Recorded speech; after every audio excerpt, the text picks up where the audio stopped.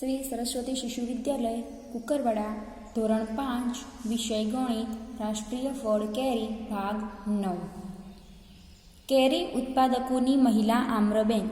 આમ્ર એટલે કે કેરી, બેંક એટલે કે કેરીની બેંક। જેમ આપણે રૂપિયાની બેંક હોય છે તેવી કેરીની બેંક મહિલાઓ માટેની છે। મહિલા આમ્ર બેંકની બેઠક હમણાં શરૂ થઈ છે। બેઠક એટલે કે મીટિંગ શરૂ થઈ છે। મધુબેન તેના અધ્યક્ષ છે, એટલે કે એ બેંકના મેઇન છે। 20 વ્યક્તિઓએ ભેગા થઈ આ બેંક બનાવી છે। પ્રત્યેક સભ્ય ₹25 દર મહિને બચાવે છે અને બેંકમાં જમા કરાવે છે। હવે એક વ્યક્તિ હોય તે કમાય છે, તેમાંથી ₹25 દર મહિને બેંકમાં જમા કરાવે છે। આ જૂથ પ્રત્યેક મહિને કેટલા રૂપિયા એકઠા કરે છે? તો આપણે જોઈએ, આ દાખલો ગણવાની અહીંયા જગ્યા નથી, તો આપણે નોટબુકમાં આ દાખલો ગણીએ। અહીંયા એક વ્યક્તિ ₹25 જમા કરાવે છે, તો 20 વ્યક્તિઓએ કેટલા રૂપિયા એકઠા કરે છે પ્રત્યેક મહિને? એટલે કે એક મહિનાના એક વ્યક્તિ ₹25 જમા કરાવે છે, તો કુલ કેટલી વ્યક્તિઓ છે? 20। તો એ કુલ કેટલા એકઠા કરે છે? તો આ દાખલો આપણે ચોકડી ગુણાકારની રીતથી ગણીશું। તો આપણે શું શોધવાનું છે? રૂપિયા, તો આપણે તે પાછળ લખીશું રૂપિયા, અને આગળ શું કોણ જમા કરાવે? કેટલી વ્યક્તિ? તો એક વ્યક્તિ, તો આપણે લખીએ કે વ્યક્તિ। તો એક વ્યક્તિ કેટલા રૂપિયા? ₹25 જમા કરાવે છે। તો મહિલા આમ્ર બેંકમાં કુલ કેટલા વ્યક્તિઓ છે? 20 વ્યક્તિઓ। 20 વ્યક્તિઓ કુલ કેટલા રૂપિયા એકઠા કરે? તો હવે તેને ચોકડી ગુણાકારથી ગણીશું। 20 ગુણ્યા 25 ભાગ્યા 1। હવે આપણે તેનો ગુણાકાર કરવાનો છે।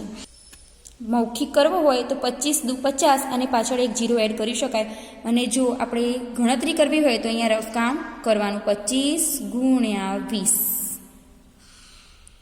એકમ દશકની 0, 2 પંચા 10ની 0 વધી 1, 2 દુ 4 ને 1 5। 0 ને કોઈ પણ અંક વડે ગુણો તો જવાબ 0 આવે છે, તેથી આપણે તેની કોઈ ગણતરી કરવાની જરૂર નથી, કેમ કે 0 પંચા પણ 0 થાય ને 0 દુ પણ 0 થાય છે। તો તમારો જવાબ છે ₹500। તો આપણે લખી શકીએ કે આ જૂથ પ્રત્યેક મહિને ₹500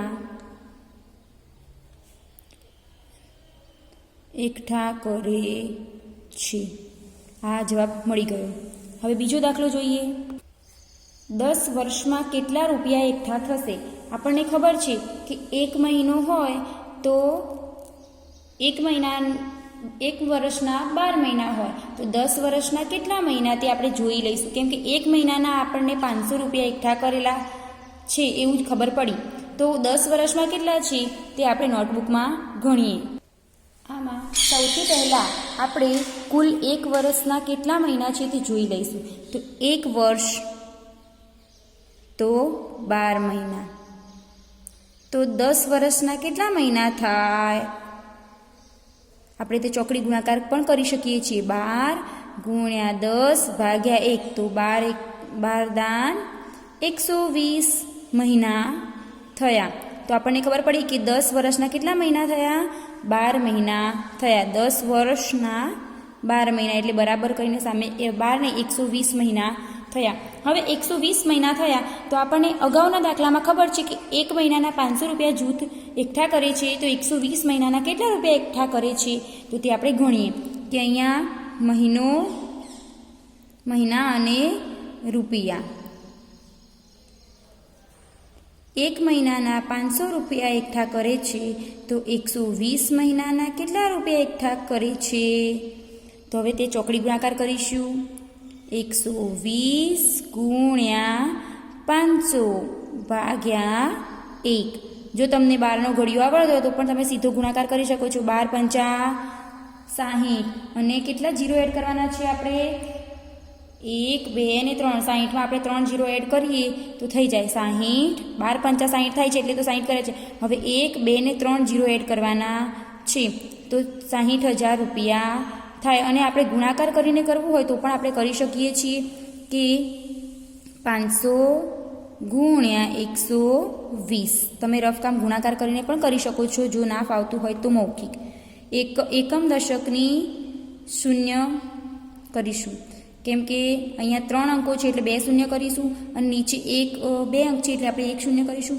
1 0 0 1 5 5 2 0 0 2 5 10 0.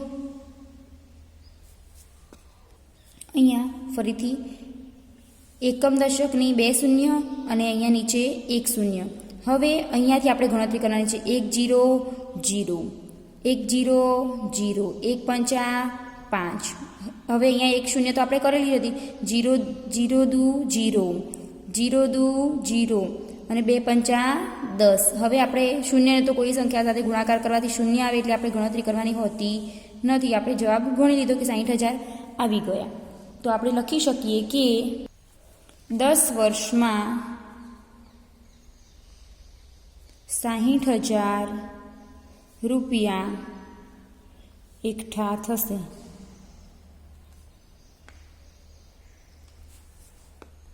હવે આગળ મહાવરો આપેલો છે. રેખાએ એક લારી ખરીદવા માટે 4,000 રૂપિયાની લોન લીધી હતી. એની લારી ખરીદવી છે કેરી વેચવા માટે, તો 4,000ની લોન લીધી હતી. તેણે 1 વર્ષ સુધી દર મહિને રૂપિયા 345 પાછા ચૂકવ્યા. એટલે દર મહિને તે લોન ભરતા હતા, એટલે કે 345 રૂપિયા દર મહિને ચૂકવતા હતા 1 વર્ષ સુધી. એટલે કે 1 વર્ષના કુલ 12 મહિના હોય તેવી રીતે તેને 345 રૂપિયા ચૂકવ્યા. તો તેણે કેટલા રૂપિયા બેંકને પાછા આપ્યા હશે? તેને હજી કેટલા રૂપિયા બેંકને પાછા આપવાના રહે?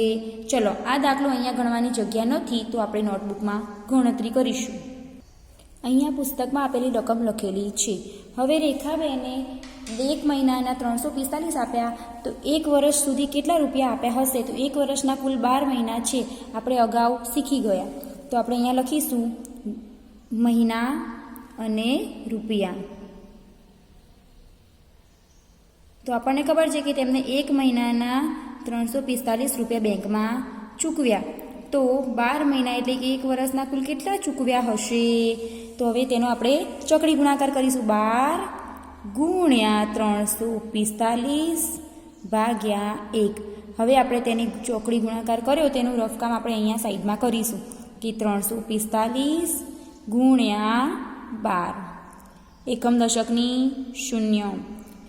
1 5 5 1 4 4 1 3 3. હવે 2 5 10ની શૂન્ય વધી 1. 4 દુ 8 ને 1 9. 2 તરી 6. હવે આપણે ગણતરી કરી જોઈએ. 0 5 ને 9 14 નો 4 વધી 1. 4 ને 6 10 10 ને 1 11 નો 1 વધી 1. 3 ને 1 4.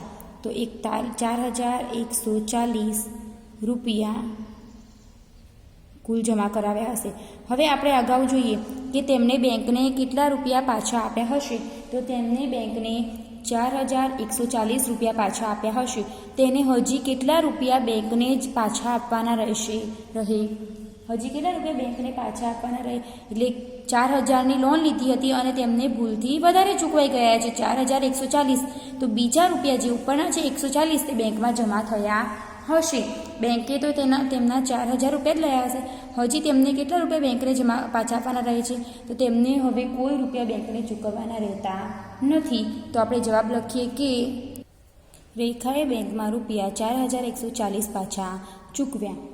હવે બેંકને કોઈ રકમ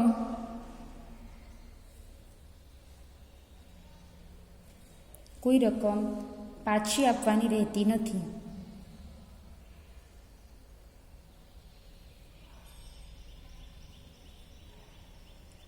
આપણે 2 પ્રશ્નો હતા, તેથી આપણે 2 જવાબ લખ્યા. એક વાક્યમાં 2 વાક્યો કર્યા છે, કેમ કે અહીંયા કેટલા રૂપિયા બેંકને આપ્યા હશે? તો 4,140 રૂપિયા પાછા ચૂકવ્યા, અને તેને હજી કેટલા રૂપિયા બેંકને આપવા પાછા રહે છે?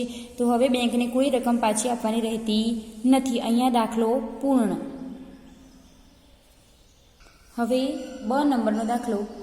મીરા તેના ભાઈએ મીરા અને તેના ભાઈએ કલમી આંબાના નવા છોડવા ખરીદવા રૂપિયા 21,000ની લોન લીધી. મીરા અને તેના ભાઈએ કલમી આંબાના નવા છોડ ખરીદવા હતા, તેથી 21,000ની લોન લીધી. તેમણે એક વર્ષમાં કુલ 23,520 ચૂકવ્યા, તો તેમણે દરેક મહિને કેટલા રૂપિયા ચૂકવ્યા હશે? હવે જે અગાઉ પ્રશ્ન હતો તેનાથી થોડો ઊંધો છે. તેમને દરેક મહિને કેટલા ચૂકવ્યા, આખા વર્ષના આપ્યા છે તો તેમને દરેક મહિને કેટલા ચૂકવ્યા, એટલે થોડું સ્ટેપ બદલાશે. આપણે આ દાખલો નોટબુકમાં ગણતરી કરીએ.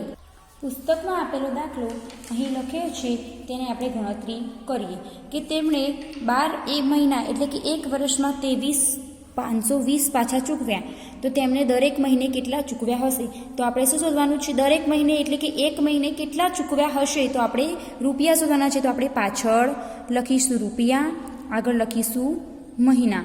એક વર્ષના 12 મહિના થાય તો તમને ખ્યાલ જ છે. તો 12 મહિનામાં તેમણે 23,520 ચૂકવ્યા, તો એક મહિનામાં તેમણે કેટલા ચૂકવ્યા હશે? આપણે પ્રશ્નાચિહ્ન અહીંયા કરીશું.